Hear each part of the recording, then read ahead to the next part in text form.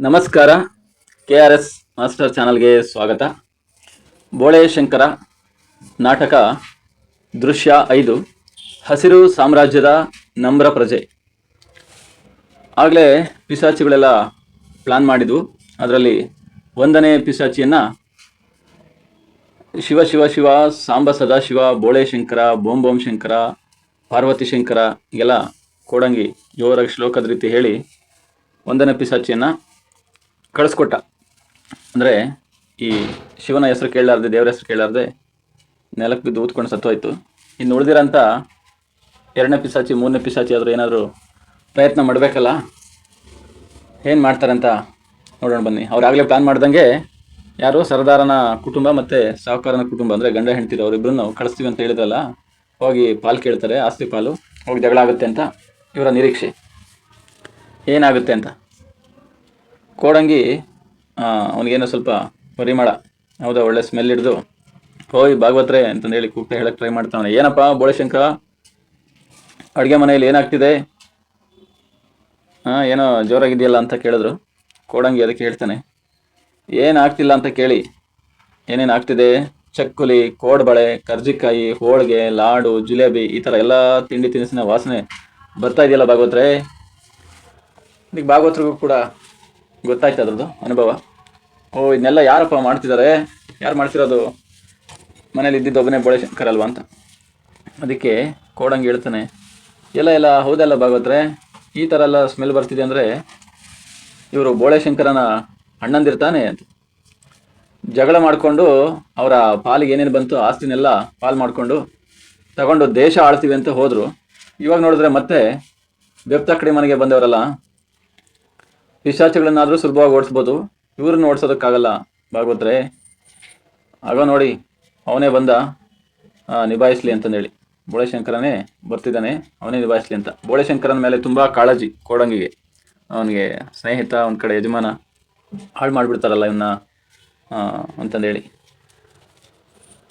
ಈ ಕೋಡಂಗಿ ಮಾತು ನಡೀತಾ ಇತ್ತು. ಅಷ್ಟರಲ್ಲೇ ಸೋಮಣ್ಣ, ಸಾಹುಕಾರ ಕಾಮಣ್ಣ, ಡಬ್ಬು ಮತ್ತು ಹೆಂಡಂದ್ರು ಇದೆಲ್ಲ ಬೋಳೆಶಂಕರನ ಮನೆಗೆ ಸೇರಿಕೊಂಡು ಐಷಾರಾಮಿಯಾಗಿ ಚೆನ್ನಾಗಿ ಅಡುಗೆ ಮಾಡ್ತಿದ್ರು.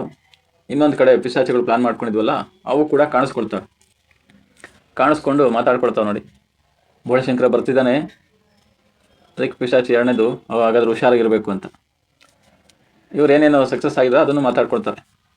ಸರ್ದಾರನಿಗಿಂತ ಅವನ ಹೆಂಡ್ತಿನೇ ವಾಸಿ ಅಂತ 3ನೇ ಪಿಶಾಚಿ, ಡಬ್ಬುನ ಹೆಂಡ್ತಿನೇ ವಾಸಿ ಅಂತಂದೇಳಿ 2ನೇ ಪಿಶಾಚಿ.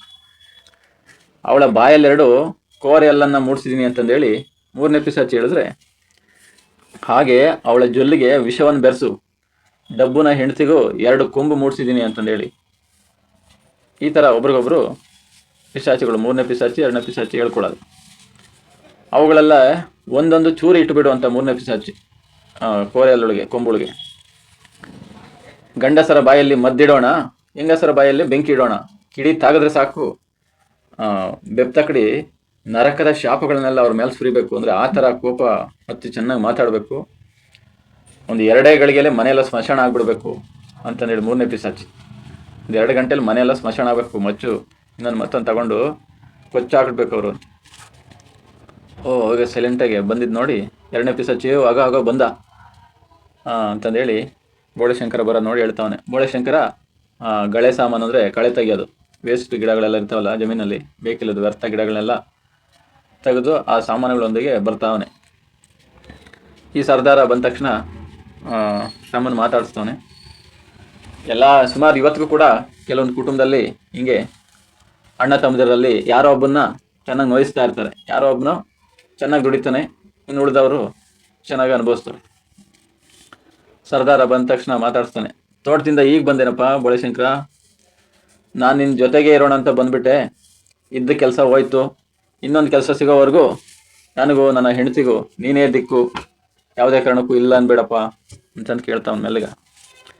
ಡಬ್ಬನು ಅದೇ ವರ್ಷ ಹಿಡ್ದ, ಚೆನ್ನಾಗಿದೆಯಾ ಶಂಕರ, ನೋಡಿದ್ರೆ ಗೊತ್ತಾಗುತ್ತಲ್ಲ ಎಷ್ಟು ಚೆನ್ನಾಗಿದೆಯಾ ಅಂತ.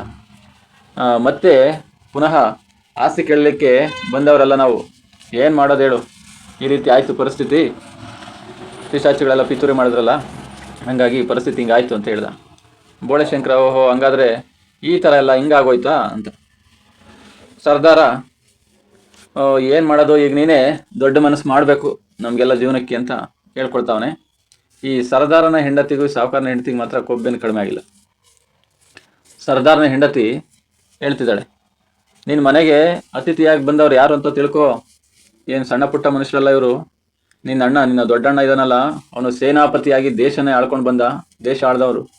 ಇನ್ನು ಸಣ್ಣಣ್ಣ ಸಾವುಕಾರನಾಗಿ ಸರ್ಕಾರವನ್ನೇ ಕೊಂಡ್ಕೊಂಡ ಮತ್ತೆ ಮಾರ್ದ. ಈ ಥರ ಎಂತೆಂಥ ಸಾಧನೆ ಮಾಡಿದ್ದಾರೆ ಇವರು. ನಾವಿರೋ ತನಕ ಸೇವೆ ಮಾಡಿ ನೀನು ನಿನ್ನ ಜೀವನದಲ್ಲಿ ಧನ್ಯನಾಗೋ ಅವಕಾಶ ಸಿಕ್ಕಿದೆ, ಇದನ್ನು ಬಿಟ್ಕೊಡ್ಬೇಡ ಅಂತಂದೇಳಿ ಈ ವರ್ಷ ತೆಗೆದವಳೆ.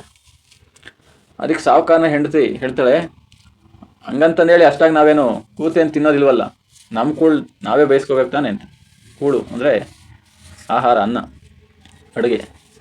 ಇನ್ನೇನು ನಿನಗೊಂದು ಹೆಂಡತಿಯೇ ಸಂಸಾರವೇ, ಅದು ಈ ಜನ್ಮದಲ್ಲಿ ಸಾಧ್ಯವೂ ಇಲ್ಲ ಅಂತಂದೇಳಿ ಅವಳು ನೋಡಿ ಇಷ್ಟೆಲ್ಲ ತೊಂದರೆ ಅನುಭವಿಸಿ ಹೆಂಗೆ ಕೆಳಗೆ ಬಿದ್ದರು. ಕೆಲವೊಬ್ರು ಹೇಳ್ತಾರಲ್ಲ ಗಾದೆ ಮಾತು, ಮೀಸೆ ಮಣ್ಣಾಗಲಿಲ್ಲ ಅಂತ ಇವ್ರ ಲೆಕ್ಕಾಚಾರ.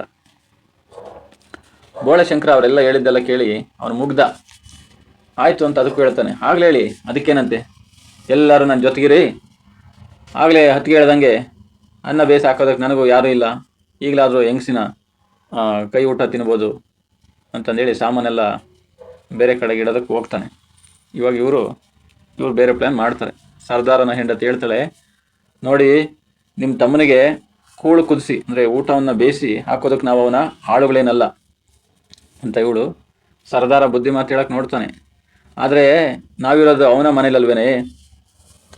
ಅವಳು ಹೇಳ್ತಾಳೆ ಹೆಂಡತಿ, ಸರ್ದಾರನ ಹೆಂಡತಿ, ಅದು ನಿಮಗೆ ಗೊತ್ತು, ಒಂದೇ ಕುರುಳು ಹಂಚ್ಕೊಂಡವ್ರಿಗೆ ಇಷ್ಟು ಆಶ್ರಯ ಕೊಡೋದೇನು ಹೆಚ್ಚಲ್ಲ ಅಂತ. ಒಂದೇ ಕರಳಲ್ಲಿ ಹುಟ್ಟು ಬೆಳೆದಿದ್ರ ಇಷ್ಟು ಆಶ್ರಯ ಕೊಡೋದೇನು ಹೆಚ್ಚೇನಲ್ಲ ಅಂತ. ಅದು ತಮ್ಮನ ಕರ್ತವ್ಯ, ಅವ್ನು ಮಾಡಿದ್ರೆ ಪುಣ್ಯ ಬರುತ್ತೆ, ಇದು ಪುಣ್ಯದ ಕೆಲಸ ಅಲ್ವಾ ಅಂತ ಸಾವುಕಾರನ ಹೆಂಡತಿ ಅದಕ್ಕೆ ಪೂರಕವಾಗಿ ಹೇಳ್ತಾಳೆ. ಬೇಕಾದರೆ ಕೂಳು ನಾವು ಬೇಯಿಸ್ತೀವಿ ಊಟ, ಅವನು ಹೊರಗಡೆ ದನದ ಕೊಟ್ಟಿಗೆಯಲ್ಲಿ ಊಟ ಮಾಡಲಿ, ಆಗೋ ಅವನು ಒಳಗಡೆ ಊಟಕ್ಕೆ ಬರೋದಕ್ಕೆ ತಯಾರಿ ಆಗ್ತಾವನೆ, ಅವನ್ನ ಇಲ್ಲಿ ಇರ್ಸೋದು ಬೇಡ ಅಂತ ಅವಳು. ಸಾವುಕಾರ ಅವನ ಹೆಂಡತಿ ಬುದ್ಧಿ ಮಾತು ಹೇಳಕ್ಕೆ ನೋಡ್ತಾನೆ. ಅವನ ದಡ್ಡತನವೇ ನಮಗೆ ಆಸರೆ, ಅದಕ್ಕೇನಾದರೂ ನೋವಾದರೆ, ಆ ದಡ್ಡತನಕ್ಕೆ ಏನಾದರೂ ನೋವಾದರೆ ನಾವಿಲ್ಲಿ ಇರೋಕ್ಕಾಗುತ್ತೇನೆ ಅಂತ ಅವಳು ಹೇಳೋದು. ಹಾಕಿದ್ದನ್ನು ತಿನ್ನೋ ನಾಯಿ ಅದು, ನೋವಾದದ್ದು ಅದಕ್ಕೆಲ್ಲಿ ಗೊತ್ತಾಗತ್ತೆ ರೀ ಅಂದರೆ ಅದು ಇದು ಅಂತ ಮಾತಾಡ್ಸೋದು ಅವನು. ಕೆಲವರ ಮನೆಯಲ್ಲಿ ಈ ಥರ ಅಸಡ್ಡೆಯಿಂದ ಕೆಲವೊಬ್ಬರನ್ನ ಅಗೌರವವಾಗಿ ಮಾತಾಡೋಂಥದ್ದು ಕೆಲವೊಂದು ಕುಟುಂಬಗಳಲ್ಲಿ ಗಮನಿಸಿದ್ದೀನಿ ನಾನು ಕೂಡ. ಅದಕ್ಕೆಲ್ಲಿ ಗೊತ್ತಾಗತ್ತೆ ರೀ ಅಂತ ಸರ್ದಾರ್ ಹೇಳ್ತಾನೆ.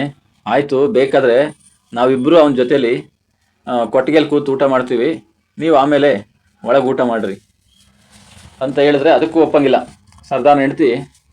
ಹಾಗಿದ್ರೆ ಆಮೇಲೆ ನಿಮ್ಮನ್ನು ಒಳಗೆ ಸೇರಿಸೋದಿಲ್ಲ, ಹುಷಾರು ಅಂತ. ಒಳಗೆ ಸೇರಿಸಲ್ಲ ಅಂದರೆ ಇನ್ನೇನು, ಹೆಂಡ್ತಿ ಮಾತು ಕೇಳಲೇಬೇಕಲ್ಲ. ಅದಕ್ಕೆ ಸಾವುಕಾರ ಹೇಳ್ತಾನೆ, ಇದು ಒಳ್ಳೇದಾಯ್ತೆ ಅಂತ. ಸಾವುಕಾರನ ಹೆಂಡ್ತಿ ಅವನನ್ನು ನೋಡಿದ್ರೆ ಕಣ್ಣು ಬೇನೆ ಬರುತ್ತೆ, ಕಣ್ಣು ಬರುತ್ತೆ, ಥೂ ಅಸಾಧ್ಯ ಕೊಳಕ ಅಂತ ಅವಳು.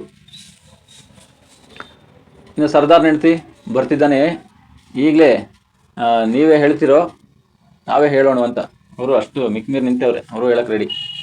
ಇದಕ್ಕೆ ಸಾವುಕಾರನೇ ಹೇಳ್ತೀನಿ ರೇ ಅಂತಂದೇಳಿ ಹೇಳೋದಕ್ಕೆ ಹೋಗ್ತಾನೆ. ಅಷ್ಟಕ್ಕೆ ಸರಿಯಾಗಿ ಬೋಳಶಂಕರ ಊಟಕ್ಕೆ ರೆಡಿಯಾಗಿ ಬರ್ತಾನೆ. ಬೋಳಶಂಕರ ಖುಷಿಯಿಂದ ಬರ್ತಾನೆ. ಪಾಪ ಒಬ್ಬನ ಜೀವನದಲ್ಲಿ ಇಂಥ ಸುದಿನಗಳು ಬರೋದು ಅಪರೂಪ. ಎಂಥ ಸುದಿನ, ಒಳ್ಳೆ ದಿನಗಳು ಬಂದ್ವಲ್ಲ ನನ್ನ ಜೀವನದಲ್ಲಿ ಅಂತ ಅವನು ಜೊತೆ ಕೂತು ಊಟ ಮಾಡಿ ಎಷ್ಟು ದಿನಗಳಾಗಿದ್ವು. ಇದಂತೂ ನಿಜನೇ, ಎಲ್ಲರೂ ಜೊತೆ ಕೂತು ಊಟ ಮಾಡೋದೇ ಒಂದು ಸುದಿನ, ಖುಷಿ ವಿಚಾರ. ಬನ್ನಿ ಅಣ್ಣ ತಮ್ಮದ್ರ ಒಟ್ಟಿಗೆ ಊಟ ಮಾಡೋಣ, ಹೆಣ್ಣಿದ್ದ ಮನೆಯ ಸೌಭಾಗ್ಯವೇ ಬೇರೆ ಅಂತಂದೇಳಿ ಸಂದರ್ಭ ಕ್ವಶನ್ ಇದು. ಹೆಣ್ಣಿದ್ದ ಮನೆಯ ಸೌಭಾಗ್ಯನೇ ಬೇರೆ, ಅತ್ತಿಗೆಯರ ಹಸ್ತಗುಣದಿಂದ ಅಡುಗೆ ಮನೆ ಆಗಲೇ ಪರಿಮಳ ಭರಿತವಾಗಿದೆ, ಒಳ್ಳೆ ಸ್ಮೆಲ್ ಬರ್ತಿದೆ ಬರ್ರಿ ಅಂತ ಸಾವುಕಾರ ಹೇಳ್ಬೇಕಲ್ಲ ಹೆಂಡ್ತಿ ಹೇಳ್ದಂಗೆ. ಅಯ್ಯ ಬೋಳಶಂಕರ, ಸದ್ಯ ನೀನು ಒಬ್ಬನೇ ಊಟ ಮಾಡು, ನಾವು ಆಮೇಲೆ ಮಾಡ್ತೀವಿ ಅಂತ. ಬೋಳಶಂಕರ ಎಲ್ಲದಕ್ಕೂ ಸರಿ, ಹಾಲಲ್ಲಾದರೂ ಹಾಕು, ನೀರಲ್ಲಾದರೂ ಹಾಕು ಅಂತ. ಆಗಲೇ ಹೇಳಿ ಅದಕ್ಕೇನಂತೆ, ನಿಮಗಿನ್ನೂ ಹಸಿವಾಗಿರ್ಲಿಕ್ಕಿಲ್ಲ, ನನಗಾಗಿದೆ ಹಸುವು, ನಾನು ಊಟ ಮಾಡ್ತೀನಿ ಅಂತ ಸರ್ದಾರ ಶುರು ಮಾಡ್ಕೊಂಡ. ತಮ್ಮ ಬೋಳಶಂಕರ, ಊಟಕ್ಕೆ ನೀನು ಕೊಟ್ಟಿಗೆ ಹತ್ರ ಕೂತಿರ್ತೀಯ, ಅಲ್ಲಿಗೆ ತಂದು ಕೊಡ್ತೀವಿ ಅಂತ ಅವನು. ಅದಕ್ಕೂ ರೆಡಿ, ಆಗಲೇ ಹೇಳು ಅದಕ್ಕೇನಂತೆ, ಬೇಕಂದರೆ ಊಟ ಕಟ್ಕೊಡ್ಲಿ, ತೋಟದಲ್ಲೇ ಊಟ ಮಾಡಿ ಮಲ್ಕೊಬಿಡ್ತೀನಿ ಅಂತ. ಒಳ್ಳೆ ಚಾನ್ಸ್ ಸಿಕ್ತು ಅಂತ ಒಂದಕ್ಕೊಂದು ಸೇರಿಸಿ ಎಲ್ಲ ಊಟ ಕೆಲಸ ಎಲ್ಲ ಹೇಳ್ತಾನೆ ನೋಡಿ. ಸಾವುಕಾರ ಹೇಳ್ತಾನೆ, ಆಯ್ತಪ್ಪ ಹಂಗೆ ಮಾಡು, ಹಾಗೆ ಬೆಳಗ್ಗೆ ಎದ್ದು ಒಂದಷ್ಟು ಮರ ಕಡಿಸ್ಬಿಡಪ್ಪ, ನಮ್ಗೆರಡು ಮನೆ ಕಟ್ಟಿಸ್ಕೊಟ್ರೆ ಚೆನ್ನಾಗಿರುತ್ತೆ. ಎಂಥ ಕುಲಗೆಟ್ಟವ್ ನೋಡಿ ಇವ್ರು. ಅವನೇ ಮರ ಕಡ್ದು ಅವನ ಆಸ್ತಿಯಲ್ಲಿ ಮತ್ತೆ ಮನೆ ಬೇರೆ ಕಟ್ಟಿಸ್ಕೊಡ್ಬೇಕಂತ. ನಿನ್ನ ಮನೆಯಲ್ಲೇ ಎಷ್ಟು ಅಂತ ಇರೋದು ಅಂದರೆ ಎಷ್ಟು ದಿನ ಅಂತ ಇರೋದು ಅಂತ. ಅವನು ಅದಕ್ಕೂ ಸರಿ ಬೋಳೆಶಂಕರ, ಹಾಗೆ ಆಗಲಿ ಹೇಳು, ಹಂಗೆ ಮಾಡೋಣ ಅಂತ. ಇನ್ನು ಸರ್ದಾರ ಇವನೇನೋ ಸೇನಾಪತಿಯಾಗಿ ದೇಶ ಆಳು ಬಂದಿದ್ನಲ್ಲ, ಸೇನಾಪತಿ ಕುದುರೆ ಬೇರೆ ಇರುತ್ತಲ್ಲ, ಅದರದ್ದು ಸ್ವಲ್ಪ ಕೆಲಸ ಹೇಳ್ತಾವೆ. ಹಾಗೆ ಬೆಳಗ್ಗೆ ಎದ್ದು ನನ್ನ ಕುದುರೆಗೆ ಒಂದಷ್ಟು ಹುಲ್ಲು ತಾರಪ್ಪ ತಗೊಂಡು ಬಪ್ಪ ಅಂತ. ಆಗ್ಲಿ ಹೇಳಿ, ಅದಕ್ಕೇನಂತೆ ಅಂತ ಬೋಳೆಶಂಕರ. ಆಯಿತು ಅಂತ ಸಾವುಕಾರನ ಹೆಂಡ್ತಿಲ್ಲ ರೆಡಿ ಮಾಡಿದ್ಲು. ಈಕ ಅಂದರೆ ಈಗೋ ಅಂತ, ಈಗೋ ಕಟ್ಟಿದ ಬುತ್ತಿ ತಯಾರಾಗಿದೆ, ತಗೊಂಡು ಹೋಗು ಅಂತ. ಬೋಳೆಶಂಕರ ರೆಡಿ ಮಾಡಿಕೊಂಡು ಆಗ್ಲಿ ಹೇಳಿ, ಆಮೇಲೆ ಕೋಡಂಗಿ ಬರ್ತಾನೆ, ಕೋಡಂಗಿಗೂ ಊಟ ಹಾಕ್ರಿ ಅಂತಂದೇಳಿ ಹೇಳ್ದ. ಉಳಿದವರೆಲ್ಲ ಆ ಸಂದರ್ಭದಲ್ಲಿ ಮರೆ ಆದರು. ಇನ್ನು ಬೋಳೆಶಂಕರ ಮತ್ತು ಕೋಡಂಗಿ ಮುಂದೆ ಬರ್ತಾರೆ ದೃಶ್ಯದಲ್ಲಿ. ಕೋಡಂಗಿ ಪಾಪ ಅವನಿಗೆ ನೋವಾಗ್ತಿದೆ ಇವನ ಪರಿಸ್ಥಿತಿ ನೋಡಿ. ಕೋಡಂಗಿ ಅದಕ್ಕೆ ಹೇಳ್ತಾನೆ, ಅದೇನೋ ಸರಿ, ನೀ ಮಾಡೋ ಪುಣ್ಯಗಳ ಲೆಕ್ಕ ಚಿತ್ರಗುಪ್ತರು ಸರಿಯಾಗಿ ಬರ್ಕೊಳ್ತಿದ್ರೆ ಸರಿ. ಅಂದರೆ ಯಮಲೋಕದಲ್ಲಿ ಚಿತ್ರಗುಪ್ತರು ನೀನು ಎಷ್ಟೊಂದು ಒಳ್ಳೆ ಕೆಲಸ ಮಾಡ್ತಿದ್ದೆ, ಪುಣ್ಯದ ಕೆಲಸ, ಅವ್ರು ಬರ್ಕೊಳ್ತಿದ್ರೇನೆ ಸರಿ. ಅವ್ರೇನಾದರೂ ತೆಪ್ಪಗೆ ಮಲಗಿದ್ರೆ ನೀನು ಎಷ್ಟು ಒಳ್ಳೆ ಕೆಲಸ ಮಾಡಿದ್ರೆ ಏನು ಪ್ರಯೋಜನ? ಇಷ್ಟೊಂದು ತ್ಯಾಗ ಮಾಡ್ತಿದ್ಯಲ್ಲ ಅಣ್ಣಂದ್ರಿಗೋಸ್ಕರ ಅಂತ. ಬೋಳೆಶಂಕರ ಅದಕ್ಕೆ ಬುದ್ಧಿಮಾತು ಎಷ್ಟು ಚೆನ್ನಾಗಿ ಹೇಳ್ತಾನೆ ನೋಡಿ. ಒಬ್ಬ ಒಳ್ಳೆ ಕೆಲಸ ಮಾಡೋದು ಪುಣ್ಯದ ತುರಾಯಿಗಳನ್ನು ರುಂಬಾಲಿಗೆ ಸಿಕ್ಸ್ಕೊಳ್ಳಲಿಕ್ಕಲ್ಲ ಅಂತ. ಪುಣ್ಯದ ತುರಾಯಿ ಅಂದರೆ ಗರಿಗಳು, ಕ್ಯಾಪ್ಗೆ ಟೋಪಿಗೆ ಗರಿ ಇರ್ತಾವಲ್ಲ ಆ ಥರ. ಹಾಗೆ ರುಂಬಾಲು ಅಂದರೆ ಪೇಟ, ತಲೆಯುಡಿಗೆ ಎಲ್ಲ ಹೇಳ್ತೀವಿ. ಅದಕ್ಕೆ ಸಿಗಿಸ್ಕೊಳ್ಳೋದಕ್ಕಲ್ಲ, ಅಂದರೆ ಏನೋ ತಲೆ ಮೇಲೆ ಕಿರೀಟ ಇಟ್ಕೊಳ್ಳೋಕ್ಕಲ್ಲ ಪುಣ್ಯದ ಕೆಲಸ ಅಂದರೆ ಅಂತ. ಅದಿರ್ಲಯ್ಯ, ಏನೇನೋ ಹೇಳ್ತಿದ್ಯಾ, ಊಟ ಬಿಟ್ಟು ಯಾಕೆ ಬಂದೆ ನೀನು ಅಂತ, ಊಟ ಮಾಡ್ದಂಗೆ ಯಾಕೆ ಬಂದೆ ಅಂತ. ಕೋಡಂಗಿ ಇದೆಲ್ಲ ನೋಡಿ ಬೇಸರ ಆಗಿತ್ತಲ್ಲ, ಅದಕ್ಕೆ ಹೇಳ್ತಾನೆ, ನನಗಿವತ್ತು ಊಟ ಬೇಡ ಅನ್ನಿಸ್ತು, ನಾನು ತೋಟದಲ್ಲೇ ಮಲಗ್ತೀನಿ, ನಿನ್ನ ಅಣ್ಣಂದಿರ ನಡತೆ ನನಗೆ ಸರಿ ಕಾಣಲಿಲ್ಲಪ್ಪ. ಬೋಳೆಶಂಕರ, ಯಾಕೆ ಹಾಗಂದೆ, ಏನಾಯ್ತು ಅಂತದಂತ. ಕೋಡಂಗಿ ಹೇಳ್ತಾನೆ, ಚೆನ್ನಾಗಿ ಹೇಳ್ತೀವಿ ಬಿಡು, ಜೇಬ್ ನಿಂದು, ಹಣ ನಿಂದು, ಅವ್ರು ಮಾತ್ರ ಖರ್ಚು ಮಾಡ್ತಾರಂತೆ. ಇದು ಯಾವ ಸೀಮಾ ಲೆಕ್ಕನಪ್ಪ? ದುಡಿಯೋದು ನೀನು, ದುಡ್ಡೆಲ್ಲ ನಿಂದು, ಇದೆಂಥ ಲೆಕ್ಕ ಅಂತ. ಬೋಳೆಶಂಕರ ಒಂದು ಮುಗ್ಧನ ರೀತಿಯಲ್ಲಿ, ಒಂದು ಆ ಥರ ಹಸಿರಿನ ವಾತಾವರಣಕ್ಕೆ ಹೋದರೆ ಜಮೀನು, ಹಳ್ಳಿ, ಆ ಮುಗ್ಧತೆ ಹಂಗೆ ಮಾಡಿಬಿಡುತ್ತೆ. ಅವನು ಹೇಳ್ತಾನೆ ಅದಕ್ಕೆ ಬೋಳೆಶಂಕರ, ಅದಕ್ಕೆ ಅಂತಲೇ ನಿನ್ನೇನು ಹೇಳ್ತಾರೆ ಹೇಳು, ಕಮಂಗಿ ಅಂತ ಅನ್ನೋದು ಅಂತ ಬೈದು ಬುದ್ಧಿ ಹೇಳ್ತಾನೆ. ಆಗೋ ನೋಡು, ಆ ಹಸಿರನ್ನು ನೋಡು, ಹಸಿರನ್ನು ಪ್ರೀತಿಸಬೇಕಾದ್ರೆ ನೀನು ಪುಸ್ತಕದ ಭಾಷೆಯಲ್ಲಿ ಸಮರ್ಥಿಸ್ಕೊಳ್ಳೋದು ಬೇಕಾಗಿಲ್ಲ ಅಂತ. ಹಸಿರನ್ನು ಪ್ರೀತಿಸಬೇಕಾದ್ರೆ ಅಂದರೆ ಏನು, ಒಂದು ಗಿಡ ಮರ ಬೆಳೆಸಬೇಕು ಅಂದರೆ, ನಾನು ನೇರಳೆ ಗಿಡ ಬೆಳೆಸಿದ್ರೆ, ನಾನು ಮಾವಿನ ಗಿಡ ಬೆಳೆಸಿದ್ರೆ ಅದರ ಫಲ ನನಗೇ ಸಿಗಬೇಕು ಅಂತಲ್ಲ. ಆ ಥರ ಯಾವುದೋ ಒಂದು ಗೋಧಿ, ಭತ್ತ, ರಾಗಿ, ಕಡಲೆಕಾಯಿ, ಈ ಥರ ಏನೋ ಒಂದು ಬೆಳಿತೀನಿ ಅಂದರೆ ಅದು ಫಲ ಕೊಡ್ಬೋದು, ಕೊಡದೇ ಇರ್ಬೋದು. ಈ ಥರ ಎಲ್ಲ ಎಕ್ಸ್ಪೆಕ್ಟೇಷನ್ ಇಟ್ಕೊಂಡೇ ಮಾಡೋಂಥದ್ದಲ್ಲ ಅಂತ ಅವನು. ಅಂತಃಕರಣ ತೆರೆದ್ರೆ ಸಾಕು, ದಯೆ ಅನ್ನೋದಿದ್ರೆ ಸಾಕು, ಅದು ಒಳಗೆ ಪ್ರವೇಶ ಮಾಡಿಬಿಡುತ್ತೆ. ಹೆಸರು ಒಳಗಿರೋಂಥ ಕೊಳೆಯನ್ನೆಲ್ಲ, ಹೃದಯವನ್ನೆಲ್ಲ ಪರಿಶುದ್ಧವಾಗಿ ಮಾಡುತ್ತೆ. ಚೈತ್ರ ಮಾಸದಲ್ಲಿ ಯುಗಾದಿ ಹಬ್ಬದಲ್ಲಿ ಹೆಂಗೆ ಕೊಳೆಯನ್ನು ತಿಕ್ಕಿ ಮೈ ತೊಳೆದು ಒಳಗಿನ ಕೊಳೆಯನ್ನೆಲ್ಲ ತಿಕ್ಕಿ ಶುದ್ಧ ಆಗ್ತೀವೋ ಆ ರೀತಿ ಆ ಸ್ವಚ್ಛವಾದ ಕೊಳ ಅಂದರೆ ಪಾಂಡು, ನೀರು ನಿಂತಿರೋ ಜಾಗ ಸ್ವಚ್ಛವಾದ ನೀರಿನ ಥರ ಮಾಡಿಬಿಡುತ್ತೆ. ಅಯ್ಯ ಕೋಡಂಗಿ, ಹಸಿರು ಸಾಮ್ರಾಜ್ಯದ ನಮ್ರ ಪ್ರಜೆ ಕಣಯ್ಯ ನೀನು ಅಂತಂದೇಳಿ. ನಮ್ರ ಅಂದರೆ ಒಳ್ಳೆಯ ಪ್ರಜೆ ಕಣಯ್ಯ ನೀನು, ಎಷ್ಟೊಂದೆಲ್ಲ ಯೋಚನೆ ಮಾಡ್ತಿದೀಯಾ ಅಂತಂದು ಬೋಳೆಶಂಕರ ಹೇಳ್ತಾನೆ. ಕೋಡಂಗಿ ಏನೇನೋ ಮಾತಾಡಿದ್ನೆಲ್ಲ ಕೇಳಿ, ನಿನಗೂ ಪಿಶಾಚಿ ಕಾಟುವ ಏನೇನೋ ಮಾತಾಡ್ಲಿಕ್ಕೆ ಶುರು ಮಾಡಿದ್ಯಲ್ಲಪ್ಪ, ನಡಿ ಅಂತಂದೇಳಿ ಜಮೀನು ಕಡೆ ಹೊರಟರು, ತೋಟದ ಕಡೆ. ಅವರು ಮರೆ ಆಗ್ತಿದ್ದಂತೆ ಈ ಪಿಶಾಚಿಗಳು ಪ್ಲ್ಯಾನ್ ಮಾಡಿದ್ರಲ್ಲ, ಅದು ಸಕ್ಸಸ್ ಆಗಲಿಲ್ಲ, ನಿರಾಶೆ ಹೊಂದನೆ ಬಂದು ಮಾತಾಡ್ಕೊಳ್ತಾವೆ. ಇವಾಗ ಮೂರನೇ ಪಿಶಾಚಿ ಹೇಳುತ್ತೆ, ಅಯ್ಯೋ ಏನೇನೋ ಅಂದ್ಕೊಂಡಿದ್ವಲ್ಲ, ಜಗಳ ಆಗಲೇ ಇಲ್ವೇ. ಅದಕ್ಕೆ ಎರಡನೇ ಪಿಶಾಚಿ, ಏನೇನೋ ಪ್ಲ್ಯಾನ್ ಮಾಡಿ ಮದ್ದೆಲ್ಲ ಇಟ್ಟಿವಿ, ಅಂದರೆ ಮದ್ದು ಅಂದರೆ ಪ್ಲ್ಯಾನ್, ನಾವು ಇಟ್ಟ ಮದ್ದೆಲ್ಲ ಈ ಬೆಪ್ತಾಕಡಿ ಮುಂದೆ ಎಲ್ಲ ಒದ್ದೆ ಆಗೋಗ್ಬಿಡುತ್ತೆ, ನೆಂದೋಗ್ಬಿಡ್ತಲ್ಲ, ಅಂದರೆ ವೇಸ್ಟ್ ಆಯ್ತಲ್ಲ, ವ್ಯರ್ಥ. ಅದಕ್ಕೆ ಮೂರನೇ ಪಿಶಾಚಿ ಇನ್ನೊಂದು ಪ್ಲ್ಯಾನ್ ಏನಾದರೂ ಮಾಡೋಣ ಅಂತ ಇವಾಗ ಒಂದು ಯೋಜನೆ ಪ್ಲ್ಯಾನ್ ರೆಡಿ ಮಾಡ್ತಾವೆ ನೋಡಿ. ನನ್ನ ತಮ್ಮ ಅಂದರೆ ಪಿಶಾಚಿ ಒಂದು ತಮ್ಮ ಹೇಳ್ದಂಗೆ ಇವನು ಅಸಾಧ್ಯನೇ ಸರಿ, ಏನು ಕಡಿಮೆ ಏನಿಲ್ಲ, ಇವನು ಪಾಕಡನೆ. ಇವನನ್ನು ಈಗೆಲ್ಲ ದಾರಿಗೆ ತರೋದಾಗಲ್ಲ. ಈ ಬೆಪ್ತಕ್ಕಡಿ ಹತ್ರ ಆ, ನನ್ನ ತಮ್ಮ ಅಂದರೆ ಒಂದನೇ ಪಿಸಾಚಿ ಬೇರ್ ಕೊಟ್ಟಿದ್ನಲ್ಲ, ಬೇರ್ ಇದೆಯಲ್ವಾ, ಅದನ್ನು ನಾನು ಹೋಗಿ ತಗೊಳ್ಳೋ ಥರ ಬೇರೆ ಏನಾರು ಮಾಡ್ತೀನಿ ಅಂತಂದೇಳಿ ಮೂರನೇ ಪಿಸಾಚಿ ಏನು ಮಾಡುತ್ತೆ, ನಾನು ಹೋಗಿ ರಾಜಕುಮಾರಿನ ಹಿಡಿತೀನಿ ಅಂತ. ಮೂರನೇ ಪಿಸಾಚಿ ನಮ್ಮ ಪಾತ್ರ ಪರಿಚಯದಲ್ಲಿ ರಾಜಕುಮಾರಿ ನೋಡಿದ್ವಲ್ಲ, ರಾಜನ ಮಗಳು, ಆ ರಾಜಕುಮಾರಿನ ಹಿಡಿತೀನಿ, ಏನು ಮಾಡ್ತೀನಿ, ಹಿಡಿದು ರೋಗ ಬರೆಸ್ತೀನಿ ಅಂತ.